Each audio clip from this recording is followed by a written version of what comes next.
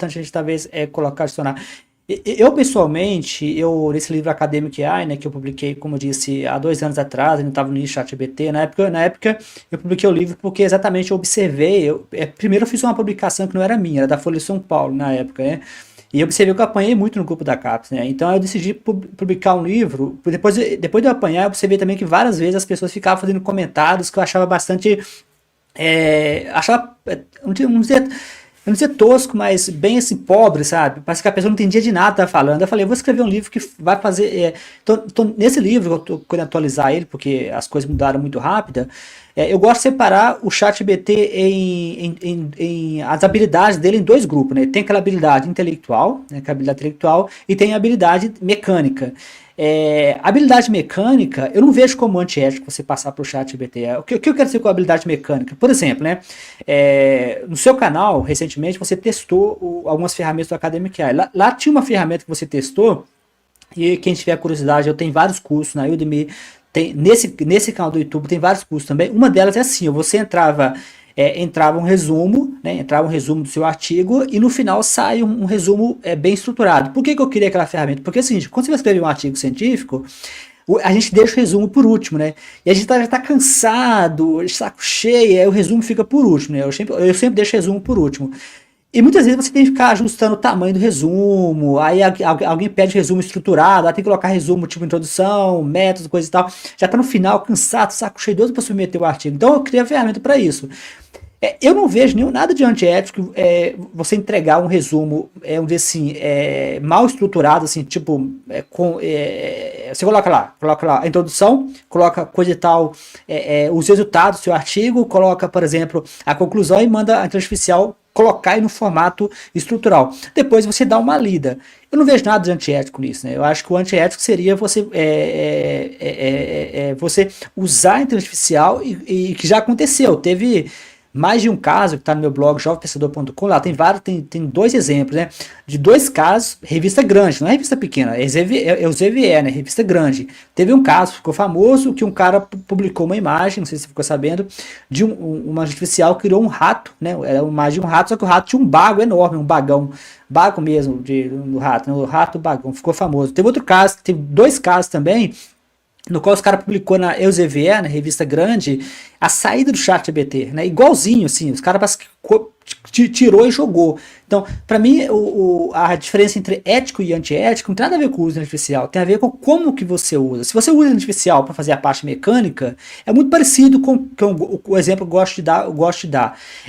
No meu doutorado, eu trabalhei com biologia sistêmica, né, bioinformática. Durante muito tempo, os modelos matemáticos, eles eram específicos de matemáticos, né? Com o desenvolvimento dos computadores, MATLAB, Simulink, SimBiology, o biólogo passou a usar matemática sem precisar de ter um matemático do lado. Isso quer dizer que ele é antiético? Óbvio que não. Ou seja, é a mudança. Da mesma forma, se eu uso a inteligência artificial para fazer uma parte mecânica do meu trabalho, que é escrever uma parte que eu não quero, me dar a ideia, mas eu faço a revisão do trabalho, eu assumo responsabilidade, eu leio antes de enviar para os revisores, eu não vejo nenhum problema com isso. Eu não sei o que você acha dessa parte. Jorge, eu penso como você. Então, assim, as técnicas hoje de processamento de linguagem natural estão avançadas em quais pontos? Sumarização, resumo, né? Hoje, a técnica de você gerar um parágrafo a partir de um texto maior, né, 20, 30 páginas, 200 páginas, elas estão bem avançadas. Então, o resumo, a sumarização gerada por um GPT é um resumo coerente, consistente. Mas, como você já sabe, a responsabilidade pelo texto, ele é do autor, ele não é da ferramenta, né? Então, o resumo gerado pelo GPT, ele tem que ser, ele é de responsabilidade do escritor do artigo. Na verdade, né, o texto do artigo é responsabilidade do escritor do artigo. Isso é muito importante porque estamos relacionados a essa responsabilidade, reputação e até, quando eu falo da ética, né, mas até a sua reputação e até o impacto negativo de uma pesquisa, de um erro científico, né? A gente tem exemplo de fraudes acadêmicas em inúmeros pontos do método científico, e realmente isso ele não depende do GPT, da ferramenta, né? Ele é bem mais grave, né, em relação às ações, né? Então, assim, tem casos de pesquisadores que fingem ser outras pessoas, né? O processo de revisão, quem está mandando o artigo pode sugerir alguns revisores, então algumas pessoas criam um e-mail se passando por esses revisores, sugerem esses revisores que são eles mesmos, revisam e têm seus artigos publicados. Pessoas que são pegos, né, nesse processo, a reputação basicamente acaba, né?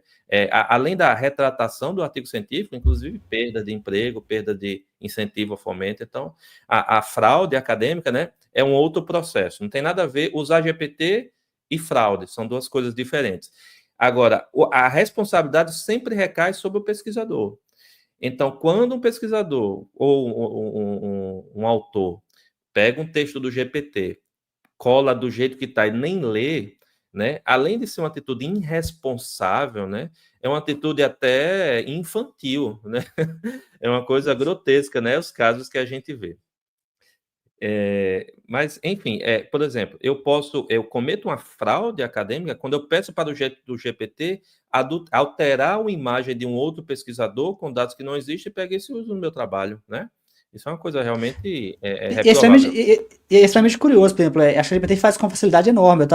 Esses dias para trás, eu tava conversando com o ChatGPT e eu pedi para ele gerar um gráfico para mim, né? Só que eu não lembro por que, eu decidi perguntar de onde que tirou os dados, né? Ele havia inventado os dados, só que os dados parecia real, cara, ele inventou os dados, ele criou, assim, eu não pedi para ele inventar, eu pedi para ele criar o gráfico, mas só que depois quando eu perguntei para ele de onde que ele tirou os dados, eu tinha inventado os dados, mas parecia real, cara, igualzinho, tipo. Uma recomendação, inclusive, é quando você fazer uma consulta, você falou sobre a questão das ferramentas, né? Hoje o LLM tem acesso a ferramentas ali de forma facilitada. Hoje, se você pede um conjunto de dados, uma ferramenta, né, do banco de dados você traz, é preferencial você usar essa saída do banco de dados no seu artigo, do que você passar para o GPT para pedir para ele fazer porque ele pode realmente alterar ali o dado e você, né, e como a responsabilidade é sua, você vai ser imputável ali pelo erro. Então não adianta dizer, você, né, é porque se a gente traz isso para a saúde, isso é um pouquinho mais grave, né? Se eu coloco aqui que o medicamento ele tem uma chance de eficácia alta, né? E não foi o chat GPT ali que né, alucinou no sentido do erro do erro da interpretação do texto, é uma coisa muito grave, né? Então, é o uso responsável da ferramenta.